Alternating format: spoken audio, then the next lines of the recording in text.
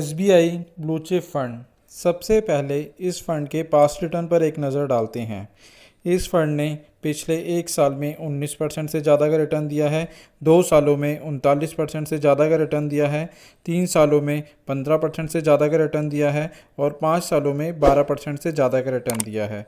वहीं बात करें अगर इस फंड के कैटेगरी रिटर्न की, तो इसने एक साल में 20% से ज़्यादा का रिटर्न दिया है, 2 सालों में 36% से ज़्यादा का रिटर्न दिया है, 3 सालों में 14% से ज़्यादा का रिटर्न दिया है और 5 सालों में 12% से ज़्यादा का रिटर्न दिया है।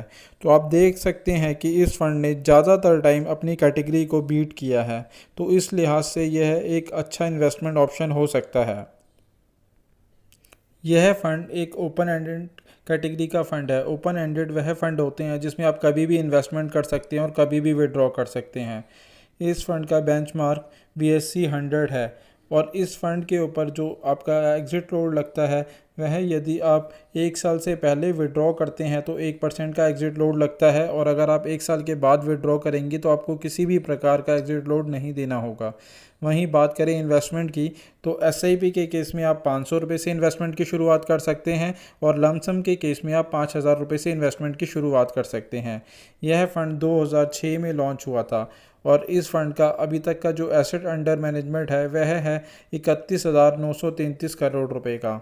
वहीं अगर किसी व्यक्ति ने इस फंड के अंदर 1,00,000 रुपए का इन्वेस्टमेंट किया होता तो आज उसकी वैल्यू 6,07,000 रुपये होती। वहीं बात करें इस फंड के एक्सपेंस रेशो की, तो इसका एक्सपेंस रेशो 1.88% का है। बात करें फ़ंड मैनेजर की, तो यह फ़ंड सोहिनी अडानिया के थ्रू मैनेज किया जाता है। वहीं टॉप 5 सेक्टर एलोकेशन की बात करें तो इसके अंदर बैंक्स प्राइवेट के अंदर 18.40% का इन्वेस्टमेंट है, IT के अंदर 11.73% का इन्वेस्टमेंट है, ऑटो एंड ऑटो अलाइंस के अंदर 11.31% का इन्वेस्टमेंट है, ऑयल एंड गैस के अंदर 6.68% का इन्वेस्टमेंट है और हेल्थ केयर के अंदर 5.90% का इन्वेस्टमेंट है। और टॉप 5 कंपनी एलोकेशन देखें तो HDFC बैंक के अंदर 8.17% का इन्वेस्टमेंट है, ICICI बैंक के अंदर 6.96% का इन्वेस्टमेंट है, इन्फोसिस के अंदर 6.47% का इन्वेस्टमेंट है, रिलायंस के अंदर 4.80% का इन्वेस्टमेंट है और L&T के अंदर 4.19% का इन्वेस्टमेंट है। बात करें ओवरऑल इन्वेस्टमेंट की, तो इस फंड के अंदर सबसे ज़्यादा लार्ज कैप के अंदर इन्वेस्टमेंट किया गया है क्योंकि यह एक लार्ज कैप कैटेगरी का फ़ंड है। लार्ज कैप के अंदर इसके अंदर 82.70% का इन्वेस्टमेंट है, वहीं मिड कैप के अंदर 13.17% का इन्वेस्टमेंट है और अदर इंस्ट्रूमेंट के अंदर 4.04% का इन्वेस्टमेंट है। तो आप देख सकते हैं यह फ़ंड लार्ज कैप कैटेगरी के अंदर एक अच्छा ऑप्शन हो सकता है इन्वेस्टमेंट के लिए और ये सभी उन निवेशकों के सूटेबल रहेगा जिनका नज़रिया कम से कम 5 से 7 साल का हो, वो ही इस फंड में इन्वेस्टमेंट करें। पर इन्वेस्टमेंट से पहले एक बार आप अपने फाइनेंशियल एडवाइज़र से सलाह ज़रूर ले लें। मेरे एसेट लार्ज कैप फ़ंड।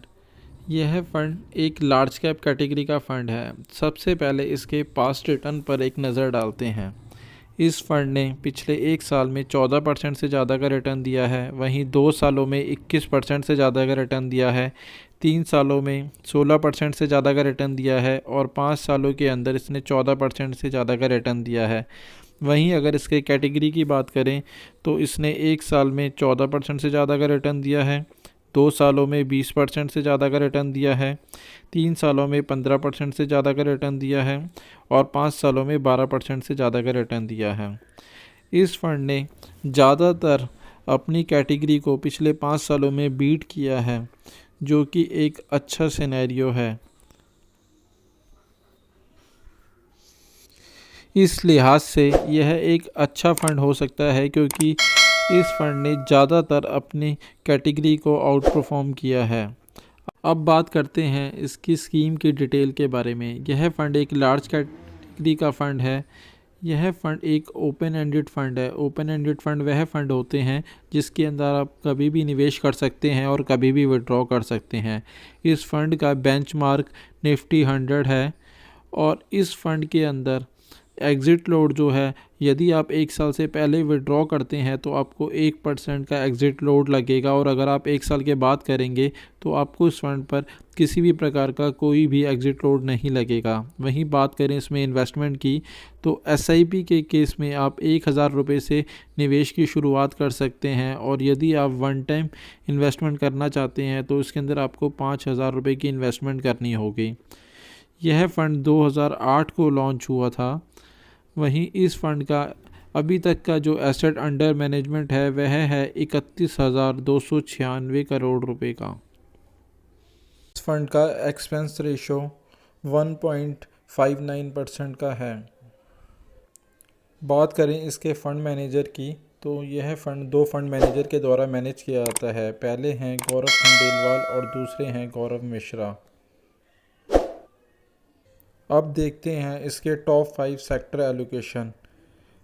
इसमें बैंक्स प्राइवेट के अंदर 22.75% का इन्वेस्टमेंट है। IT के अंदर 16.22% का इन्वेस्टमेंट है। ऑयल एंड गैस के अंदर 7.54% का इन्वेस्टमेंट है। हेल्थ केयर के अंदर 6.13% का इन्वेस्टमेंट है, और ऑटो में 5.39% का इन्वेस्टमेंट है।